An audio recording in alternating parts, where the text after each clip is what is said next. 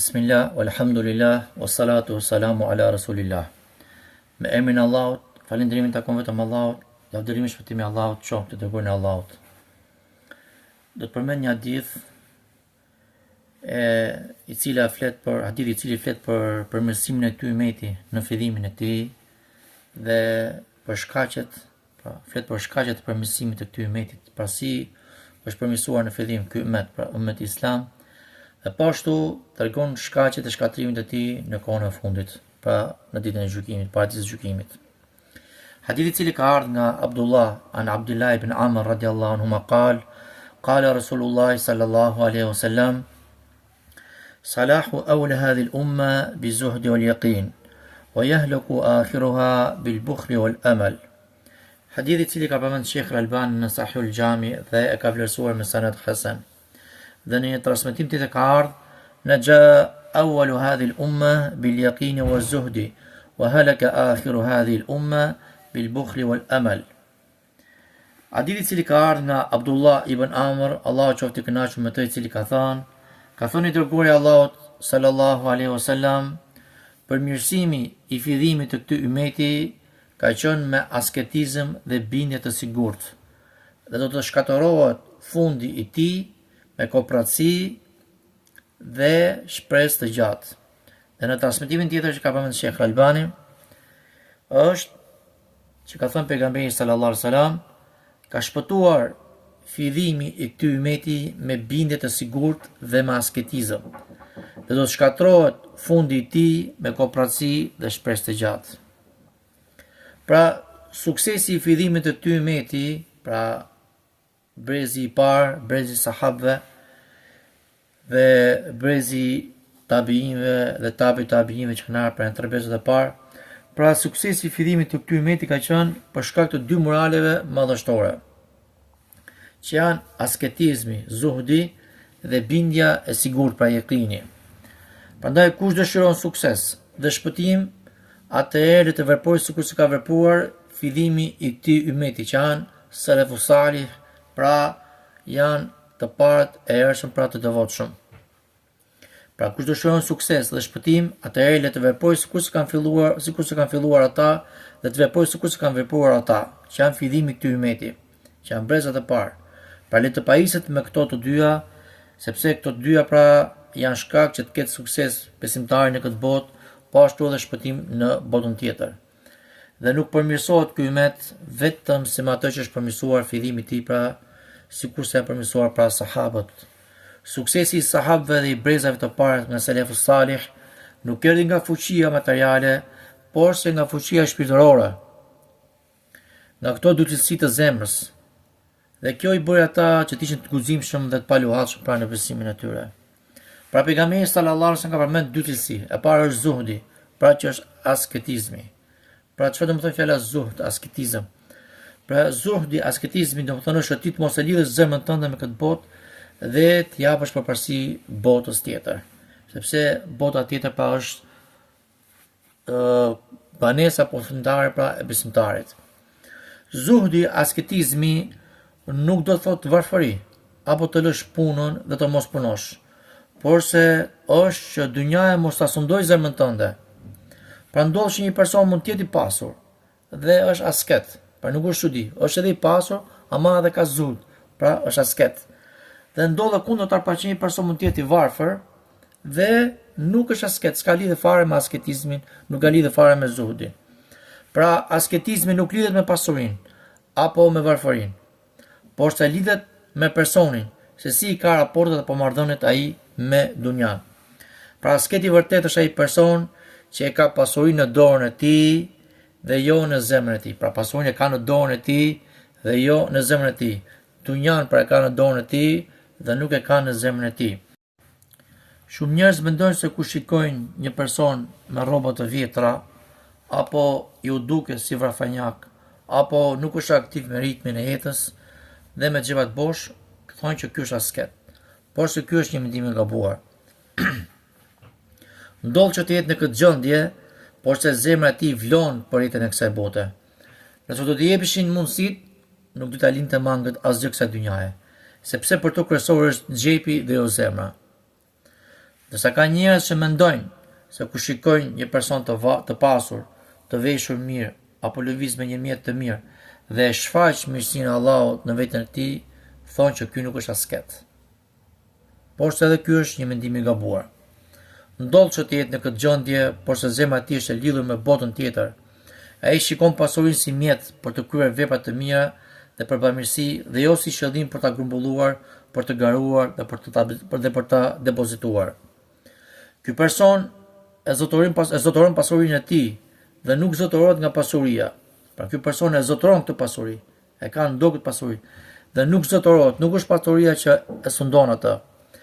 Dhe kjo për shkak sepse zemra e tij digjet për Allahun dhe për xhenetin. Pra zuhudi nuk ka lidhje me pamjen e jashtme, por se ka lidhje me zemrën. Dhe që të arrish këtë gjë pra duhet një disiplinë tepër e fortë. Pra asketi e llogarit pasurinë si shërbëtorin e tij. Ai e zotëron atë dhe di si ta përdor në bindjen ndaj Allahut. Gjenda e tij është e njëjtë, sikur ka dhe po ashtu edhe kur nuk ka. Sikur i shtohen, po ashtu edhe kur i paksohen. Pasuria në dorën e tij është në shërbim sipas asaj që kërkon Islami dhe kurrë në zemrën e tij për ta adhuruar atë. Kjo për sa përket pra pikës së parë, e cila ishte zuhdi pra asketizmi. Ndërsa cilësia e dytë e këtyre besimtarëve të mirë që kanë pas sukses në fillimin e këtij umeti është yaqini, besimi i sigurt, bindja e sigurt. Pra është besimi që nuk ka asnjë dyshim në të. Është ai kulmi i besimit, është ai besim i rrënjosur thellë në zemër, duke besuar se çdo gjë është në dorën e Zotit dhe për këtë arsye prej tij buron qetësia dhe mospasja frikë nga asgjë. Besimtari me besimin e sigurt është i çliruar nga ankthi së panjohurës, nga ankthi se çfarë do t'i ndodhë me të. Pra nuk llogarit fare se çfarë do ndodhë me të. Ai është i bindur rrënjësisht se askush nuk e ka në dorë fatin e tij përveç krijuesit, përveç Allahut subhanahu wa taala. Sepse ai di shumë mirë se sikur të gjithë krijesat të mblidhen për ta dëmtuar atë, nuk do të mund ta dëmtojnë atë përveç asaj që ka caktuar Allahu. Pra nuk do ta mund ta dëmtojnë atë apo të bëjnë ndonjë gjë përveç asaj që ka caktuar Allahu subhanahu wa taala. Prandaj e shikon besimtarin e pajisur me këtë moral, e shikon me plot dinjitet, e shikon me kenari, guxim dhe me autoritet. Dhe nuk do ta di pra i cili nuk do ta di fare për asnjë lloj force që ka përballë. Çfarë do që t'i ndodh, e mira apo e keqe, e kupton që kjo është për Allahut dhe se tek çdo e cila prej tyre ka mirësi, sepse caktimi i Allahut nuk ndodh vetëm se me urtësi dhe mirësi. Sido që të rrjedhin ngjarjet, ai është i qetë.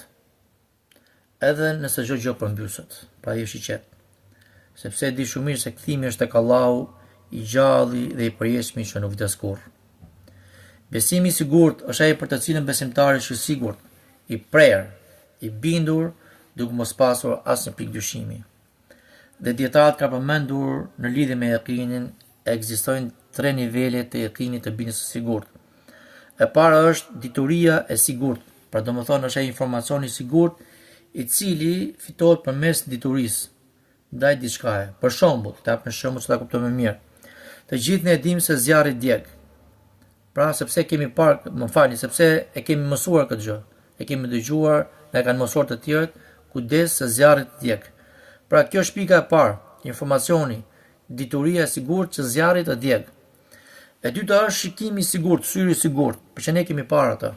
Pra është ai shikimi i sigurt i cili fitohet përmes vështrimit ndaj diçkaje. Për shembull, të gjithë ne shikojmë se zjarri djeg. Pra kur ndizet një zjarr, ne e dimë që ky zjarr djeg. Dhe kjo është e dyta pra syri i sigurt. E treta quhet e vërteta e sigurt. Është ajo e vërtet që quhet për hakul yaqin, është ajo e vërtet e cila fitohet përmes provës së drejtë për drejtë. Për shembull, të gjithë ne ndjejmë se zjarri djeg. Pra, kur ndezim një zjarr dhe vendosim dorën, çfarë bëhet? Çfarë ndodh? E ndjejmë që ai djeg. Dhe kjo është ajo hakul yaqin, pra e vërteta e sigurt, që është grada më e lartë. Pra në këtë lloj mënyre e kanë përmendur pra dietarët çështjen e yaqinit. Ky besim i prerë, pra, që është besimi më i lartë tek besimtari, është ky besim i cili nuk përzihet kurrë me dyshim dhe nuk përmbuset kurrë, sepse mbi të ndërtohen veprat e mira. Prandaj ky besimtar gjithmonë i bindur në premtimin e Allahut, i sigurt se Allahu nuk ka për ta humbur kurrë atë dhe i bindur se ndihma e Allahut është afër dhe kështu ai jeton i qetë. Dhe në pjesën tjetër të hadithit, pejgamberi sallallahu alaihi wasallam ka përmendur të dështimin e fundit të këtij umeti. Pra ndërsa dështimi dhe shkatrimi në kohën e fundit të këtij umeti do të jetë për shkak të dy moraleve të ulta. Ato janë kopratësia dhe shpresa e gjatë. Pra nëse shikon një person që i ka këto të dyja, atëherë dije se ai është i rrënuar fatalisht. Pra, kopratësia. Kopratësia është një prej sëmundjeve që i ka shkatruar popujt përpara nesh dhe gjithashtu do të jetë edhe një prej atyre sëmundjeve që do të shkatërrojë fundin e këtij umeti. Është një sëmundje vazhdueshme që përfundon deri në kohën e fundit. Pra kopratësia lidh fort koprasin me pasurinë e tij dhe e bën atë që të mos jap as zakatin dhe as sadakan e kësaj pasurie.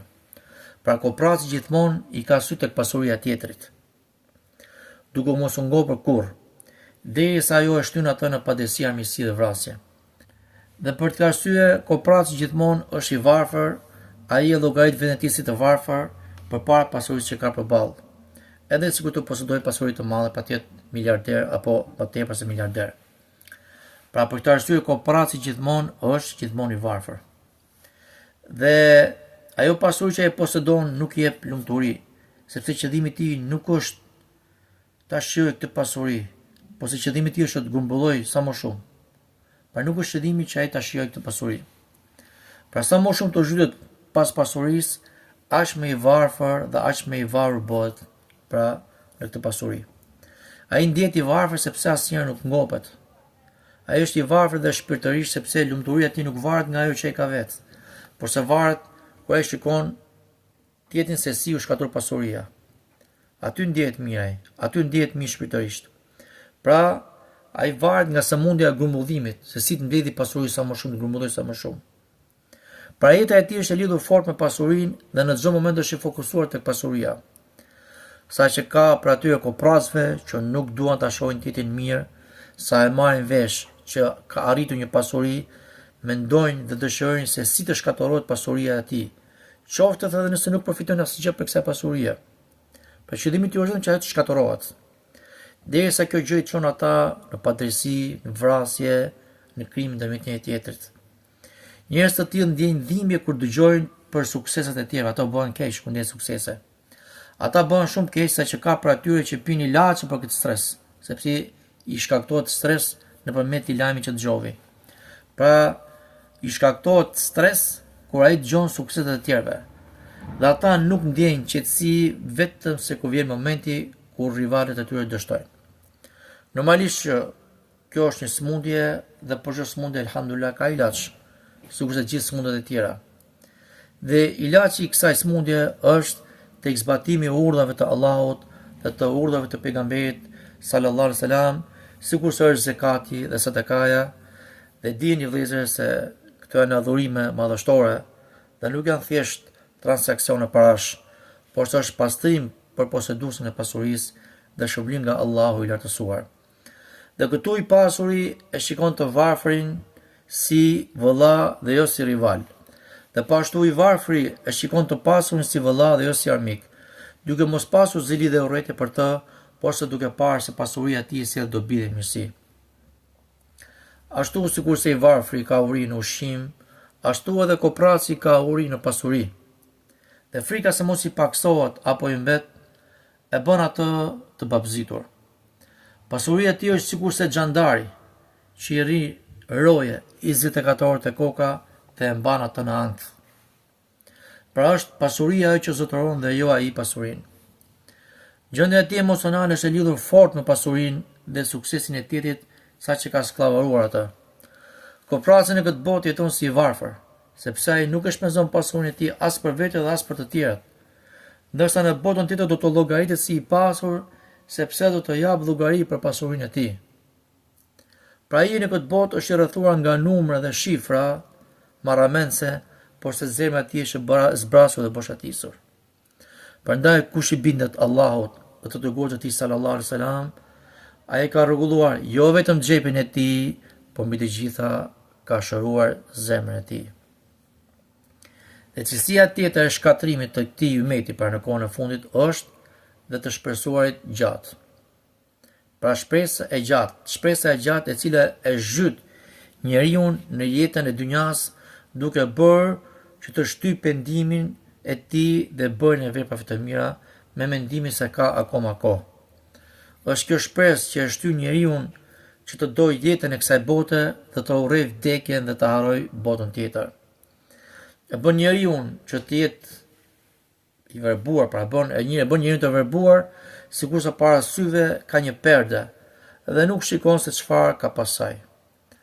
Duke parë vetëm se çfarë ka brenda perdes së dynjas, dhe as pak se çfarë ka pas kësaj perde që është bota tjetër.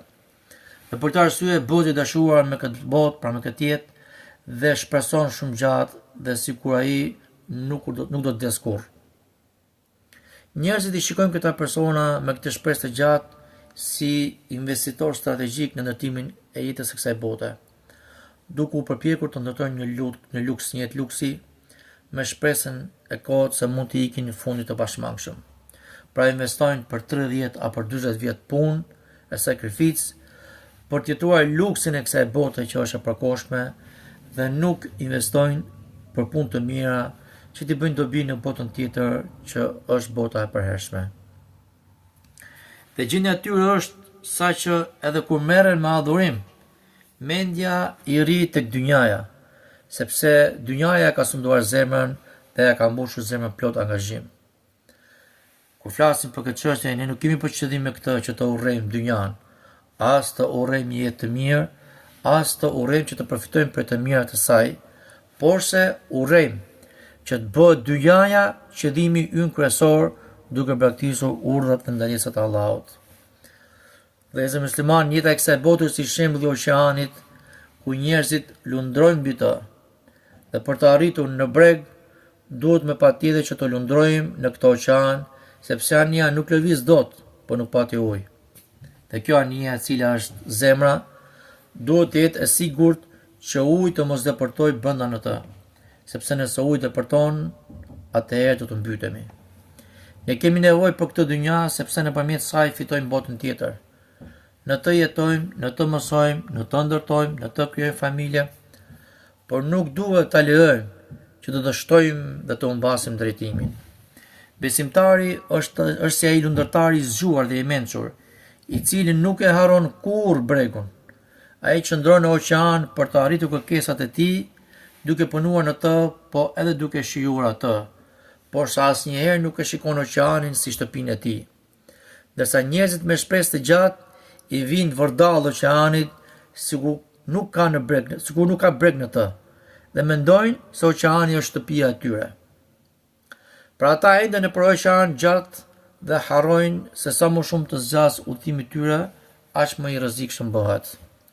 Ata harrojnë të kontrollojnë drejtimin e anijes, derisa vjen momenti që dallgët e vdekjes e përpinë duke qenë i papërgatitur.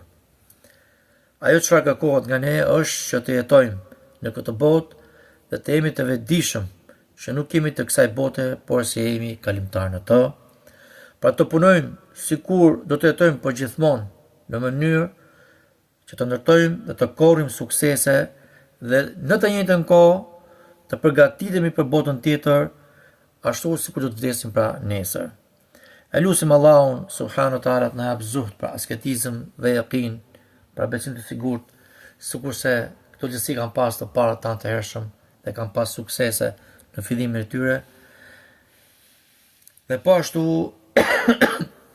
e lutim Allahun të na ruaj prej kopratësisë dhe shpresës së gjatë, të cilat janë cilësi të fundit të këtij umetit, pra të cilët janë cilësi të ulta dhe shkatrojnë pra njeriu. Allahu na bëf për aty të cilët ato që i themi vënë zbatim. Walhamdulillahi rabbil alamin. Sallallahu sallam ala nabina Muhammad wa ala alihi wa sahbihi ajma'in. Allah e shpëlefet mira.